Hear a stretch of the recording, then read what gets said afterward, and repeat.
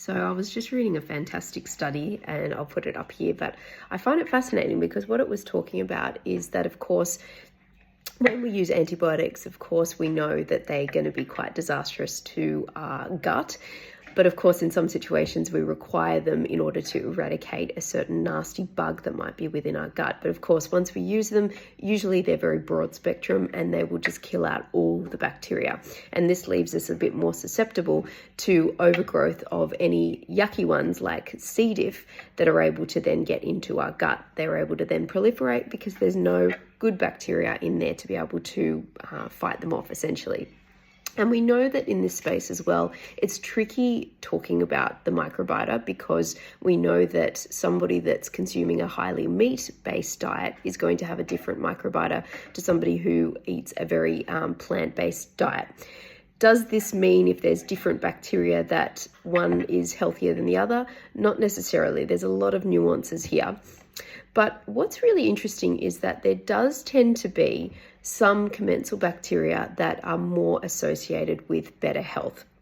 And what we know about those commensal bacteria is that they tend to be anaerobes. So that means that they exist more happily in an environment with lacking oxygen, essentially.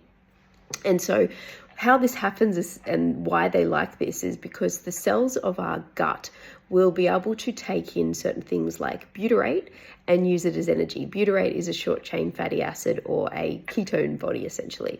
And that they can take in that butyrate and they can use it to make energy.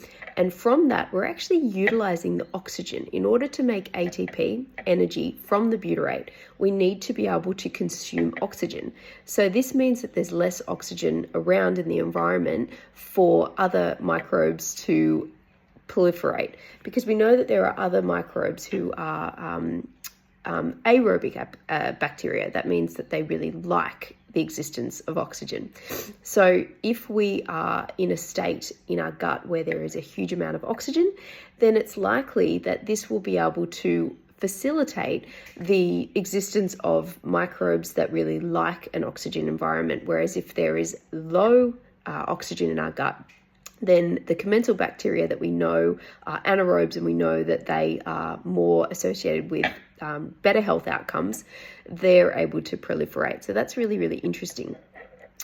What we do know is that antibiotics tend to not only kill off all bacteria and leaving the environment more open to nasty bacteria coming in.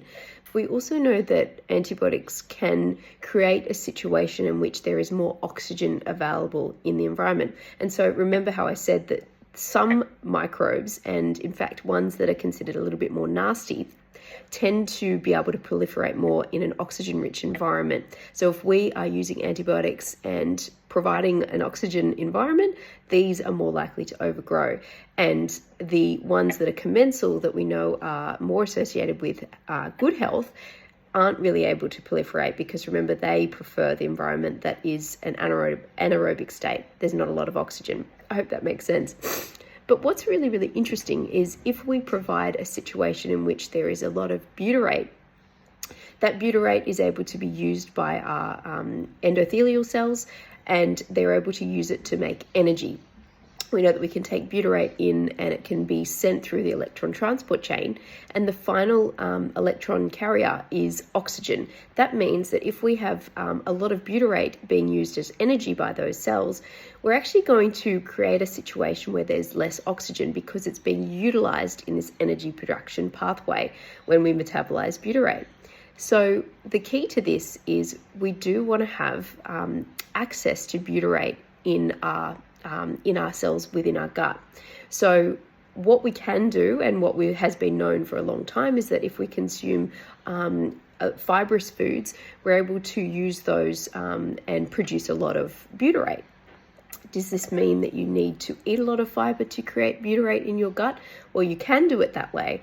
But we also know that being in a ketogenic state will also produce a lot of butyrate systemically. So I just find this really interesting. As you can see, if you want to support the microbiome that is more associated with good health and allowing the anaerobic microbes to be able to proliferate more, we need to be able to create a state of low oxygen availability, and that would be providing butyrate. So you can either do that through fiber consumption, or you can do that through being in ketosis often, which allows for the production of butyrate. I hope that makes sense.